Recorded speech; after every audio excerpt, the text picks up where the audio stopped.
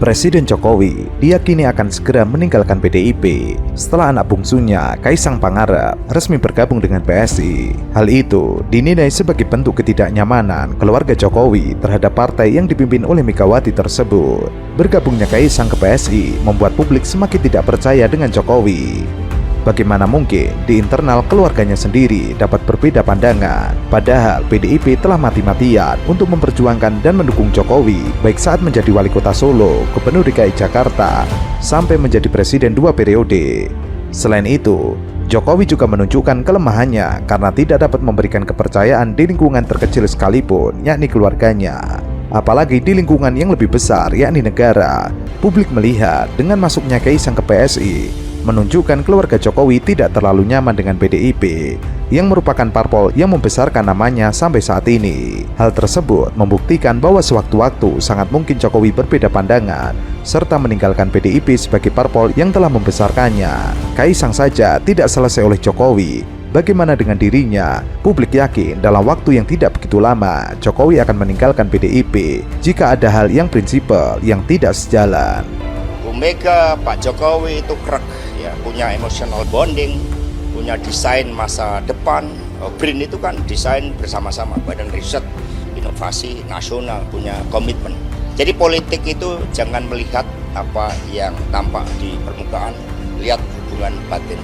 Lihat komitmen terhadap masa depan, lihat komitmen terhadap rakyat Indonesia. Melihat Presiden Jokowi, Ibu Mega, PD Perjuangan, itu dalam satu nafas sejarah yang panjang.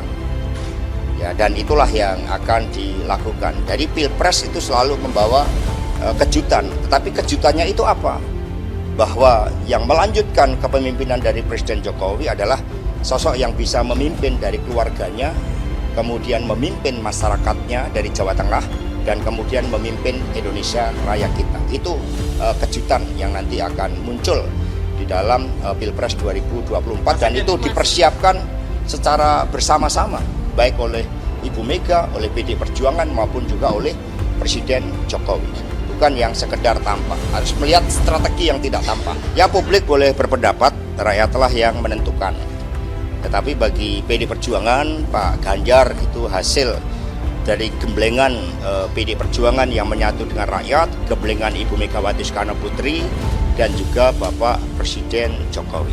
Dalam strategi pemenangan pemilu ada berbagai taktik, skenario, tapi muaranya adalah sama seperti yang disampaikan oleh Pak Jokowi, dicari pemimpin yang baik, pemimpin yang berani, pemimpin yang melanjutkan estafet kepemimpinan, dan itu adalah rambut putih Pak Ganjar Pranowo.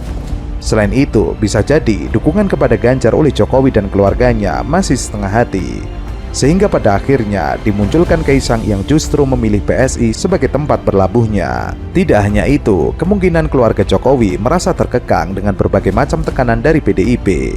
Bahkan bisa jadi tidak suka dengan stempel petugas partai, sehingga pada akhirnya perlahan membuat perlawanan secara terbuka dimulai dari Kaisang. Pak Jokowi ku ngono lho, mentang-mentang.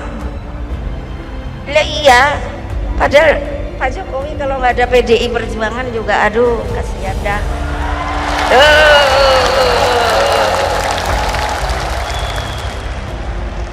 Lo legal formal lo.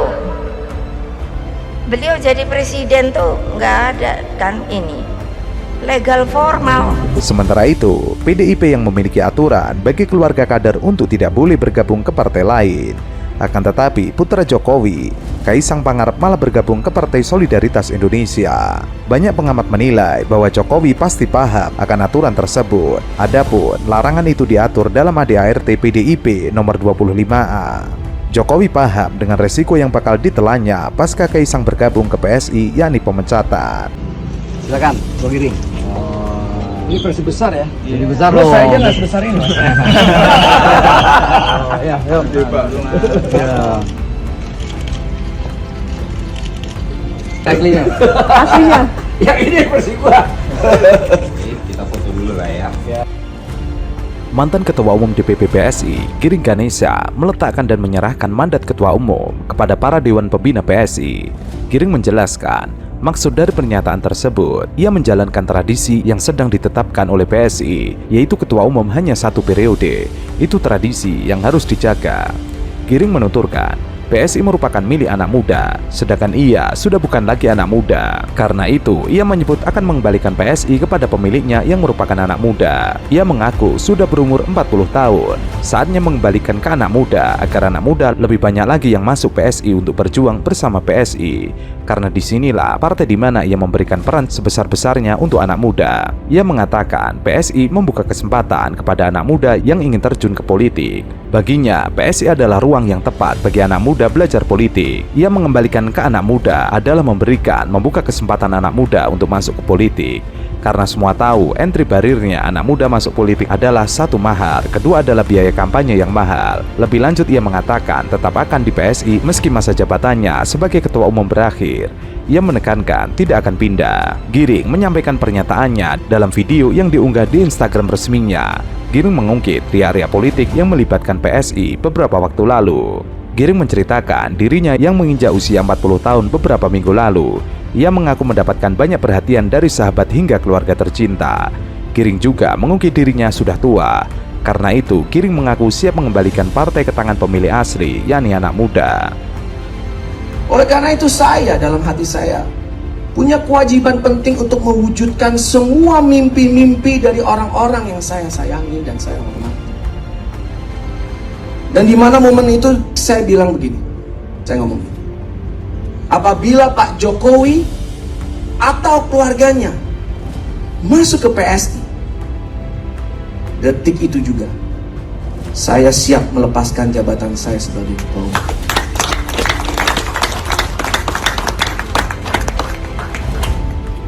Oleh karena itu, di sore hari ini kita berikan apresiasi yang paling kencang buat Pak Jokowi. Boleh kita tepuk tangan buat Pak Jokowi, buat Bro Kaisang, dan juga buat para Dewan Pembina yang luar biasa mewujudkan mimpi-mimpi kita.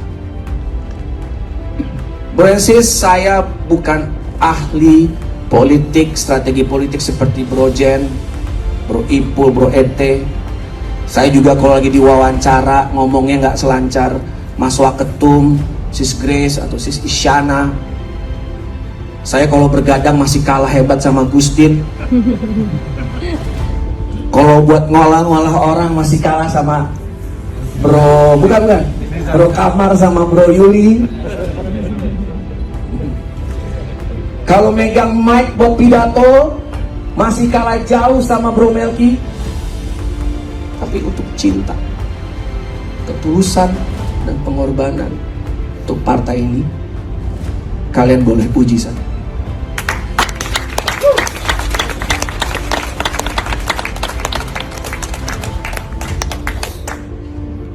Maka ketika Tuhan dan alam semesta mengabulkan doa kita semua dan seluruh pengurus Partai Solidaritas Indonesia, hari ini adalah anugerah terbesar partai ini. Karena mulai hari ini Jokowisme itu tidak hanya sebuah ideologi yang lahir dari PSI.